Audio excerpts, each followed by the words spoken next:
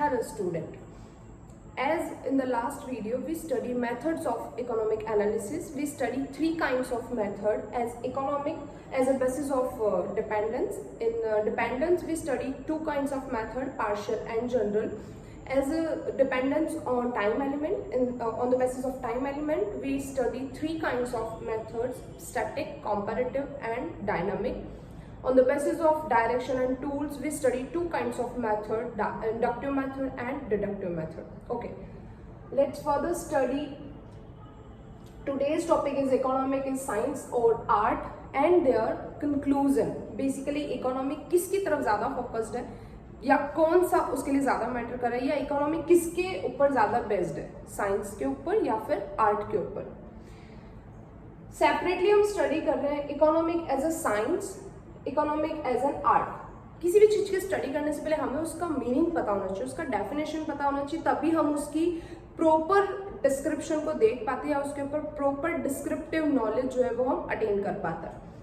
As a science हम इसका definition ये देख सकते हैं कि economic is a systemised body of knowledge which creates relationship between cause and consequences. The main thing is cause and consequences. तो हमें ये पता होना चाहिए कि कोज क्या होता है और कॉन्सिक्वेंसेस क्या होता है. ओके, हम सिनोनिम्स देख लेते हैं. What is cause? Cause means हमारा रीजन है ना, रीजन जो हमें पता होता है किसी भी चीज का कोई भी कारण होना. ओके, कॉन्सिक्वेंसेस मीन्स कारण है तो कारण का परिणाम, दैट मीन उसका रिजल्ट या उसका आउटकम. किसी भी चीज की वजह से किसी के ऊपर क्या इफेक्ट आ रहा है, that is cause and consequences. क्या कारण है और उस कारण का क्या हमें आउटकम मिल रहा है या क्या रिजल्ट मिल रहा है, that is consequences. So these two is very important to study about economic as a science. Basically science के अकॉर्डिंग इकोनॉमिक यही स्टडी करती है कि इकोनॉमी के अंदर क्या कॉन्सिक्वेंसेज है या फिर क्या कॉज है जिसकी वजह से ये कॉन्सिक्वेंसेज आए हैं. ओके, इकोनॉमी के अंदर कुछ लॉ होता है जिनके ऊपर ये स्टडी करता है, as a law of demand, law of production, law of supply, interest, rent, wages. ये इसके लॉ है या ये इसके हम एग्जांपल बोल सकते हैं जिसके ऊपर इकोनॉमी जो है वो स्टडी कर रहा है. Now for the further, economic include to kind of science.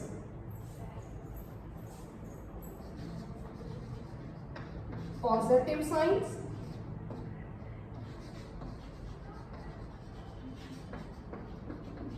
normative science.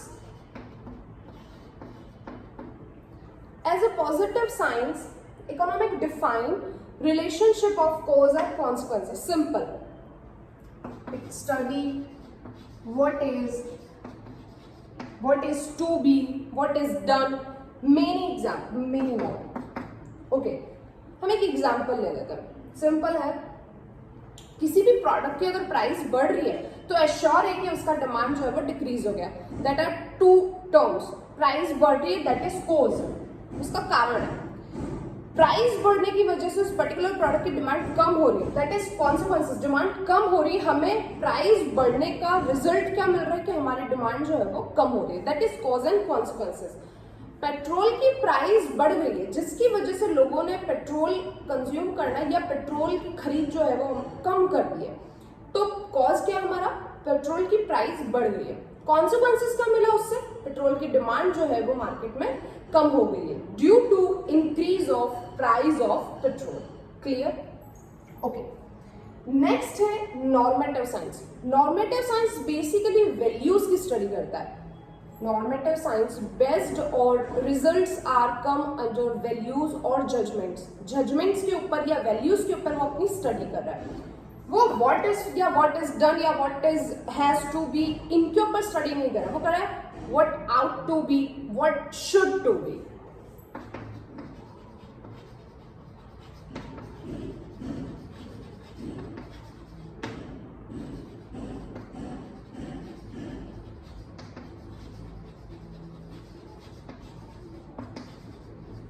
What should to be, that mean ऐसा. अच्छा, शुड का मतलब क्या होता है? हमें बेसिकली शुड का मीनिंग क्या समझ सकते, चाहिए या क्यों होना चाहिए. चाहिए वर्ड हमेशा इसमें यूज होता है. एग्जैक्टली. तो व्हाट आउट टू बी या व्हाट शुड टू बी का मतलब भी यही हुआ कि चाहिए या ऐसा क्यों हुआ है, हमें इसके लिए क्या करना चाहिए। हम वो ही एग्जांपल रिपीट कर लेते हैं। पेट्रोल की प्राइस बढ़ी जिसकी वजह से पेट्रोल की डिमांड कम हो गई, that is cause and consequences. अब उसकी स्टडी नॉर्मेटिव साइंस में कैसे करेंगे, व्हाट शुड टू बी, हमें ऐसा क्या करना चाहिए कि हम पेट्रोल की प्राइस को कम कर सके, या हमें उसके पीछे का रीजन पता होना चाहिए कि आखिर क्यों पेट्रोल की प्राइस इतनी बढ़ रही है। हमने इसके ऊपर फोकस नहीं किया है कि पेट्रोल की प्राइस बढ़ने से हमारे कस्टमर जो है वो कम हो रहे हैं या फिर लोग पेट्रोल को कम खरीदे। हम इसके ऊपर स्टडी करें कि क्यों, ऐसा क्या करना चाहिए कि हम पेट्रोल की प्राइस को कम कर दें। हमने क्यों इसकी स्टडी करी, क्योंकि हम इसके साथ में एक चीज को और जोड़ रहे हैं कि अगर हम इसकी स्टडी करेंगे तो ऑटोमेटिकली कस्टमर जो है वो हमारे बढ़ जाएंगे, पेट्रोल ऑटोमेटिकली बढ़ जाएगा। कब, जो पेट्रोल की प्राइस कम होगी। तो बेसिकली हम कॉन्सिक्वेंसेस के ऊपर फोकस कर रहे हैं कि हमें इसका रिजल्ट मिला है, हम उसको कैसे इवेल्युएट करें, कैसे उसको मैनिपुलेट करें जिससे हमारे कस्टमर जो है वो बढ़े, पेट्रोल अगेन मार्केट में ज्यादा हो या फिर पेट्रोल की खरीद ज्यादा हो। तो हम basically what ought to be या व्हाट शुड टू बी के ऊपर फोकस करते हैं। That is economic as a science, positive और normative. Positive science study about cause and consequences, what is to be done, what has to be done और what is. Normative science study about what ought to be या what should to be, हमें क्या करना चाहिए, हमें कैसे करना चाहिए, क्यों करना चाहिए। This all are under normative science. Okay, एक चीज और हो सकती है नॉर्मेटिव साइंस में, जो basically good bad right wrong के बीच का अंतर जो होता है, डिफरेंस जो होता है, उसको डिफाइन कर रहे हैं। जैसे हमें जो भी डिसीजंस बेस्ड होते हैं नॉर्मेटिव साइंस पे, वो गुड बैड या राइट रॉन्ग के बीच का होता है, उसके बेसिस पे इसकी स्टडी कर रहे हैं। क्योंकि हमें कॉन्सिक्वेंसेस पे ज्यादा फोकस करना है, हमें रिजल्ट अच्छा चाहिए, जिसके लिए हमें उसके कॉजेस को भी रिमूव करना पड़ेगा। ओके, ये तो हो गया हमारा इकोनॉमिक एज अ साइंस। हमने साइंस के अकॉर्डिंगली इकोनॉमिक की स्टडी कर ली। एक इंपॉर्टेंट चीज और होती है इकोनॉमिक एज अ साइंस में कि साइंस का मतलब ये नहीं हुआ कि ये कोई फिजिकल या फिर केमिस्ट्री या फिजिक्स साइंस हुआ। इकोनॉमिक अपने आप में एक अलग डिफाइन है, वो किसी भी फिजिक्स या केमिस्ट्री साइंस के अकॉर्डिंगली या उनकी तरह बिल्कुल नहीं होता। तो economic is not a science like chemistry और फिजिक्स। नेक्स्ट टर्म है economic as an art. As a art it is a physical और मेंटल एबिलिटी, किसी भी पर्सन की फिजिकल और मेंटल एबिलिटी को डिफाइन कर रहे हैं। हमें कोई चीज करनी है, हम उसको कितनी बेहतरीन तरीके से, कितने बेस्ट सॉल्यूशन के साथ में कर पा रहे हैं, उसके अच्छे रिजल्ट को पाने के लिए या अच्छे अटेनमेंट, अच्छे गोल्स को अचीव करने के लिए, दैट प्रूव्स आर्ट, कि उस पर्सन के अंदर कितना आर्ट एबिलिटी है कि वो उसको बहुत अच्छे तरीके से ले पा रहा है या उसको कर पा रहा है। तो basically art is a practical application of knowledge for achieving particular goal.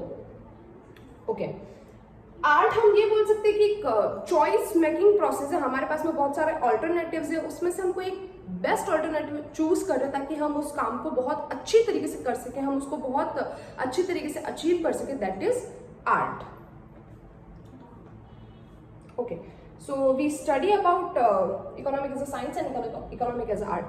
Economic as a science में हमने देखा कि क्या क्या लॉज आ रहे हैं, जैसे laws of production, laws of demand, law of supply, rent, wages and interest. As economic as an art में भी आता है। हमने क्या बोला कि आर्ट के अकॉर्डिंग हमें देखते हैं कि कोई चीज कितनी अच्छी तरीके से, मतलब हम उसको कितना मैक्सिमम या मैक्सिमाइजेशन के साथ में ले पा रहे हैं। तो बेसिकली ये किन लोगों को ले रहे हैं, maximisation of production, maximisation of demand, maximisation of supply, maximisation of satisfaction, ETC customer का हाईली सेटिस्फाइड होने, ये सारी चीजें जो होती है वो हम इकोनॉमिक एज एन आर्ट के अंदर स्टडी कर रहे हैं। ये हमने दोनों को सेपरेटली स्टडी कर। अब एक हमें कंक्लूजन ड्रॉ करना है कि दोनों में से बेस्ट क्या है। चलो हम बेस्ट को आइडेंटिफाई नहीं कर सकते क्योंकि ये दोनों ही वो हिस्से जिसके बिना इकोनॉमिक अधूरा। इकोनॉमिक ना साइंस के बिना हो सकता है, इकोनॉमिक ना आर्ट के बिना हो सकता है। इकोनॉमिक की साइंस की भी जरूरत है और इकोनॉमिक को आर्ट की भी जरूरत है। लेकिन हमें ये चीज देखनी है कि क्या चीज इकोनॉमी के अंदर क्या रोल को परफॉर्म कर रहा है। So basically under economics, science gives principles, art turn all principle into ability to achieve goals. Simple सी इनकी एक डेफिनेशन है। साइंस के थ्रू इकोनॉमी को बहुत सारे प्रिंसिपल्स मिलते हैं कि हमें कैसे किसी भी काम को करना है, किन रूल्स को फॉलो करते हुए हमें इस चीज को करना है या किस चीज के थ्रू हम इस चीज को बहुत बेस्ट वे में या हमारे पास ऐसे पर्टिकुलर एग्जाम्पल्स के थ्रू हम इस चीज को कर सकते हैं।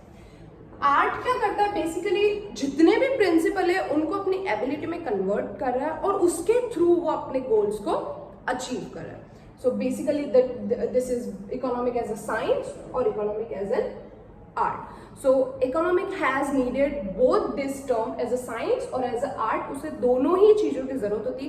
साइंस के फॉर्म में उसे प्रिंसिपल चाहिए, आर्ट के फॉर्म में उसे एक मेंटल या फिजिकल एबिलिटी चाहिए। Thank you.